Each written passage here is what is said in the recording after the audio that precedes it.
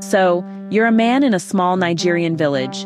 You see a woman. She is perfect, beautiful, kind, humble, respectful. She even settles arguments between women twice her age. Seriously, she has literally no flaws. You think to yourself, this is the one. And then, out of nowhere, a medicine man looks you dead in the eyes and says, she belongs to a sea king, a literal spirit king who lives in the ocean. And every man who tries to marry her, he kills them. And you think, okay, fine, I'll just walk away. But what if you couldn't? What if you were so in love you said, I'll take one day with her and die happy? Huh? That's the story we're getting into today. Stay with me, because y'all, this one goes places.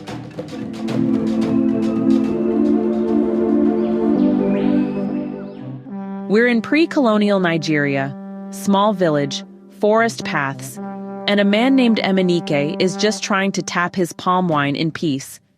But this other guy, Madume, has been waiting for him. See, Madume and Emenike have a land dispute going on, and Madume has been telling people he's going to beat Emenike up. Today is the day he plans to make good on that promise. Now Emenike holds his own at first, puts up a real fight, but Madume eventually beats him so badly that he genuinely thinks he has killed the man. So he runs away. Madume gets home, bloodied and bruised, and his wife, Ihuoma, sees him and asks if he fought a leopard. A leopard, ma'am. That's the bar. Meanwhile, Emenike crawls home alive. Madume is actually relieved to hear this, not because he cares about Emenike's well-being, but because a dead man means expensive purification rites. Priorities. Unbelievable. Now let's talk about Madume for a second, because this man is a case study. He's in his early 30s and has achieved almost nothing. Small huts, tiny yam farm. He has 4 daughters and hates it. Not because they aren't wonderful girls, but because daughters can't carry his name or inherit his properties. So he's already plotting to marry another wife someday. And the thing that eats at him most? Emenike. Because the village elders constantly cite Emenike as the ideal young man. And because Emenike married Ihuoma, who is described as the most desirable girl in the entire village of Omigwe. Meanwhile, Emenike's condition after the fight begins to get serious. The medicine man, Anyika, who the villagers believe can mediate between them and the spirit world, comes to visit. He uses a few tricks, collects 2 manillas, mutters some incantations, and tells the family what sacrifices to bring the next day. The medicine man hustle in this book is real. Always one more sacrifice. Always one more sacrifice. But despite the rituals, the prayers, the sacrifices to Amadioha, the god of thunder, Emenike dies, and Ihuoma is shattered. Ihuoma's grief is one of the most moving things in this story. She would call Emenike's name out loud, just hoping he'd turn up somewhere. Sometimes she'd dream of him walking into the reception hall asking for food, and she'd rush to the kitchen to prepare it, only to come back to an empty room. She'd wake up with wet eyes. Her mother Okachi comes to console her, but right away picks a fight with Madume's wife, who came to pay condolences, convinced she came to mock, not to mourn. The village even composes a song in Emenike's honor. It goes, "Do you know that Emenike is dead? We fear the big wide world. Do not plan for the morrow. While the whole village dances and sings, Ihuoma just lies on her bed, tossing and turning, crying while her son Nwana cries right along with her. A year passes. Life, slowly but surely, begins to return to normal. She shaves her hair, performs the morning rites, and bit by bit puts herself back together. Her beauty returns, and young men and old men alike start to notice. Her mother immediately starts plotting. Get out. Now let's talk about Ekwueme, young man, handsome, good hunter. He's got a fiancée called Ahurole. He was engaged to her since childhood. She was 8. He was 5. Because, well, That was just how things were done. Nice girl, beautiful, well-behaved. But the moment he sees Ihuoma, specifically while helping thatch her roof after her husband's death, something shifts in him. He starts showing up, pretending he forgot his matchet, sending messages through her neighbor Nenda, composing songs, showing up at her farm with meat from his traps, the whole 9 yards. Ihuoma, to her credit, shuts him down every single time. She tells him clearly, "I have 3 children. You have a fiancé named Ahurole, who is young and beautiful. Marry her. Give her the first fruits of your womb. I am too old for you." But this man, well, he will not be moved. He goes home and tells his mother, Adaku, "I love Ihuoma." His mother nearly faints. She calls his father and they decide the boy must be under a love potion. They rush him to Anyika, the medicine man, for an antidote. When Ekwueme's father, Wigwe, tries the diplomatic approach and goes to visit Ihuoma, pulling a little trick saying, "I've come to ask you to marry my son," Ihuoma sees right through it and turns him down flat. Ekwueme felt humiliated. His father, honestly, respected her answer. So the parents do the sensible thing. They fast-track the marriage to Ahurole. Get it done in 6 months instead of a year. Bring the girl home. And for a while, it seems like it might work out.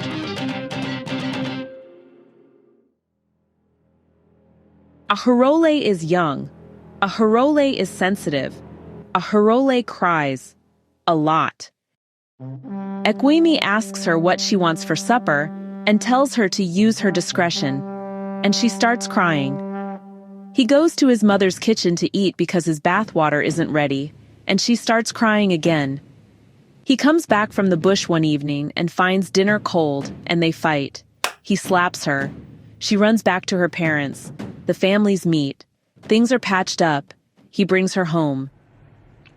But Ekwueme's heart was never really there. He's still going past Ihuoma's farm, still looking for excuses to talk to her. Ahurole catches him in Ihuoma's compound. She had been looking for her missing goat, and so had he, and she just loses it. Rumors spread. The whole village starts watching. Ihuoma, who wants no part of this drama, sends Nenda to tell Ekwueme clearly, "Stay away from me. I don't want trouble with Ahurole." But Ahurole, desperate and heartbroken, takes matters into her own hands. She goes to a medicine man in Chiolu because Anyika in their village refused her, and she brings back a love potion. She fakes a stomach illness to cook 2 separate pots of soup, slips the drug into her husband's, and at first, it seems to work. He puts on weight. He seems calmer. Then things go very, very wrong. Ekwueme begins losing his mind. And I mean not just in a way folks sometimes say, but literally. He starts laughing at the oddest, most inappropriate moments. Then, to everyone's shock, he calls his own father by his first name, Wigwe. Now that's something just unthinkable in their culture. Before long, he's running wild around the village. Not a care in the world, just gone wild. The whole village comes together, beating the ikolo, the talking drum, and every young man joins in the search. They finally find him, up in a tree, deep in the forest, just sitting on a comfortable branch like there's nothing wrong at all. They try everything they can think of. They plead, they threaten, they even abuse him a bit. They send his mother to beg, and when that doesn't work, they send the priest, Nwokekoro, to threaten him with spiritual power. But Ekwueme just mumbles something nobody can make sense of. So they send someone up the tree to listen a little closer. Turns out he's just saying one thing: he wants Ihuoma. So they send for her.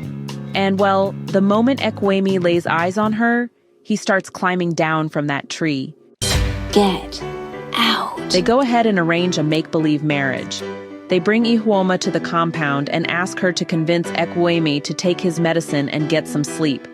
She agrees, sure enough. She sits with him and tells him, yes, they'll get married, but first he's got to take every bit of medicine Anyika gives him. And just like that, he drinks the medicine without a fuss. He sleeps. He recovers. And now, with Ahurole gone back to her parents, the bride price returned, and everyone on board, the real marriage negotiations between Ekwueme and Ihuoma begin. Everyone is happy. Ekwueme is just glowing, you know? His parents are honestly relieved. Ihuoma's mother, well, she does a little victory dance internally. But there is just one person who does not approve, Anyika. He tells them to do a divination first.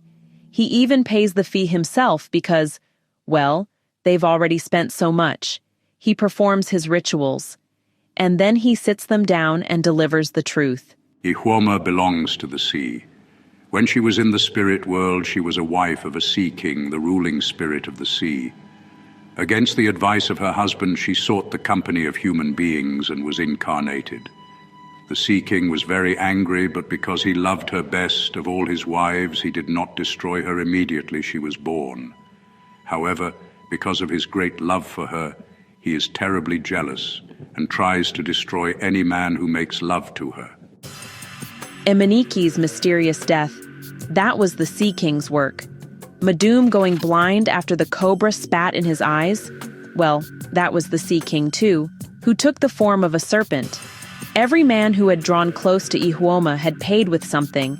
She wasn't just a beautiful woman, she was a sea goddess. And the only way a man could be with her? Well, she could be someone's concubine. Her Sea King husband can be persuaded to put up with that after highly involved rites. But as a wife, he is completely ruled out. A concubine, not a wife. The Sea King could maybe tolerate that. But a full wife? Absolutely not. Ekwueme hears all of this and says, I'm ready to be her husband even for one day before my death. My spirit will go singing happily to the spirit world. Ooh, y'all, this man is down bad. His parents aren't willing to accept that answer. So, they go to another medicine man, Agwo in Elechi village, who says something just a little different. He says he can bind the Sea King, prevent him from doing harm, but only for the right sacrifice, performed in a canoe, at midnight, on the river.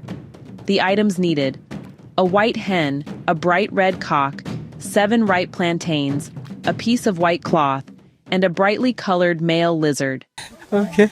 Ekwueme's young son, Nwana, is sent off with his friends to catch that lizard. Everyone is getting ready. Agwo is in the compound, drawing his bow to shoot the lizard that the boys had found. And, well, the arrow misfires. It flies parallel to the wall, misses the lizard, and strikes Ekwueme in the belly. Holy Ihuoma rushes out, screaming. She rolls on the ground, beats her chest. The village just watches, helpless. And that night, the spirit of death, known to take souls just after midnight, takes Ekwueme. That story, every single detail, is from The Concubine by Elechi Amadi, published in 1966. Elechi Amadi was a Nigerian writer, born in 1934 in Rivers State. He served in the Nigerian army and was also a teacher, farmer, and civil servant. The Concubine is considered his masterpiece, and honestly, it's easy to see why. What makes this book genius is what it doesn't do. It never asks you to decide whether the spirit world is real. It doesn't wink at you and say, of course, the villagers just believe this. The Sea King is as real in this novel as the yam harvest or the rainy season. The world Amadi builds is internally consistent, and it makes the tragedy land so much harder because of it. Ihuoma is one of the most beautifully written characters in African literature. She's not cursed because she did anything wrong. She's not being punished. She is simply too divine for this world, literally, and every man who loves her is consumed by that gap between the mortal and the sacred. And Ekwueme? Ekwueme is all of us who have ever loved something we knew would destroy us and said, worth it. nice. The irony of the title is devastating. She never becomes anyone's concubine. She never gets the chance. The ritual never happens. Fate doesn't negotiate. If you love stories that take their own mythology seriously, stories that respect the world they're set in without apology, This is a must-read. Elechi Amadi stands alongside Chinua Achebe as one of the great documenters of pre-colonial Igbo life. Except where Achebe gives you the political earthquake, Amadi gives you the quiet village, and somehow makes it just as heartbreaking. Pick it up. You won't put it down. If you enjoyed this breakdown, leave a like, drop a comment telling me what you thought of that ending, because I know you have feelings, and subscribe so you don't miss the next one. I'll see you in the next video. Hey, thanks so much for hanging out with me today. If you're interested in diving deeper into this book, I've left some links down in the description. You can use it to grab yourself a copy and keep the adventure going. And if you're in the mood for more great reads, don't go just yet. Click on one of the videos popping up right now that I think you'll love. And don't forget to give this review a like, leave a comment, or even subscribe if you'd like to see more. Every bit of support helps us grow this little community of book lovers. See you in the next one.